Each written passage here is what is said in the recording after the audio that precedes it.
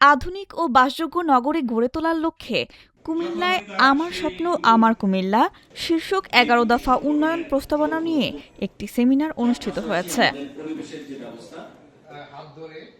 ২৫শে এপ্রিল দুপুরে কুমিল্লা বাঁচাও মঞ্চ ও সম্ভাবনাময় বাংলাদেশের যৌথ উদ্যোগে কুমিল্লা বার্ডের এক কনফারেন্স হলে এ সেমিনারের আয়োজন করা হয়। সেমিনারে সভাপতিত্ব করেন কুমিল্লা ৬ আসনের সংসদ সদস্য মনিরুল হক চৌধুরী। তিনি প্রেজেন্টেশনের মাধ্যমে কুমিল্লা নগরীর নাগরিক সমস্যা সমাধান এবং যুগোপযোগী উন্নয়ন ত্বরান্বিত করতে ১১ দফা উন্নয়ন পরিকল্পনা তুলে ধরেন।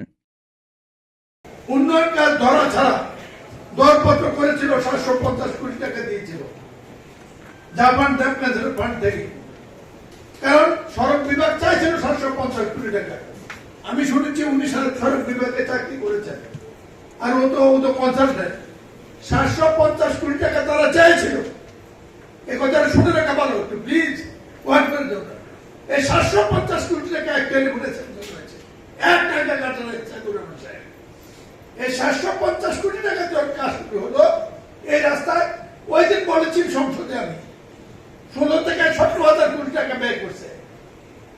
মন্ত্রী তো বলে নাই আপনার কথা ঠিক না, মন্ত্রী তো বলে নাই আপনার অপতথ্য, মন্ত্রী তো বলে নাই এত না এত খরচ হয়েছে। টাকা তো সরকারের।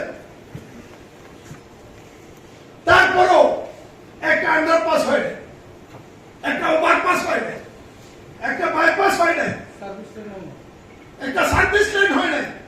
ঢাকা রংপুর, ঢাকা সিলেট হচ্ছে, ঢাকা ময়মনসিংহ হচ্ছে, ঢাকা চিটাগাং হচ্ছে না। বইয়ে বলে এটা নাকি গুরুত্বপূর্ণ সড়ক। আমি যখন বলতে যাই তখন আসলে দলের থেকে বাধা দেয়, ওই দূরত্ব যায়।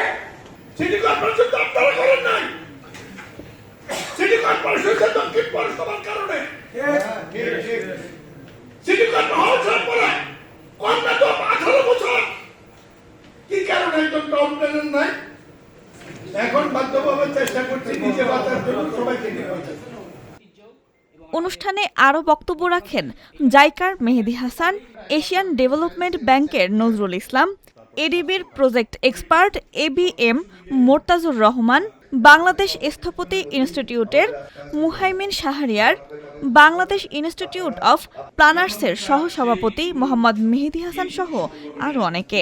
কুমিল্লা অঞ্চলের আপনার গ্রেটার কুমিল্লা, এখানে আপনার দেখেন যে ৩টা ল্যান্ড পোর্ট, অত কনফিউশন হবে ৩টা কিভাবে আসলো। ৩টাই আখাউড়া, আপনার বিবির বাজার, আবার বিলোনিয়া, তখন গ্রেটার কুমিল্লা হিসেবে ধরা হচ্ছে। এগুলো সব এফেক্ট এখানে আছে। কুমিল্লা এখানে কুমিল্লা সিটি না, Comilla you have to think as a city region, beyond Comilla we have to think. GOB financing এর পাশাপাশি আমাদের যদি সোভারিন ফিন্যান্সিং আসে ডেভেলপমেন্ট পার্টনার থেকে, সেটিও সাফিসিয়েন্ট হবে না।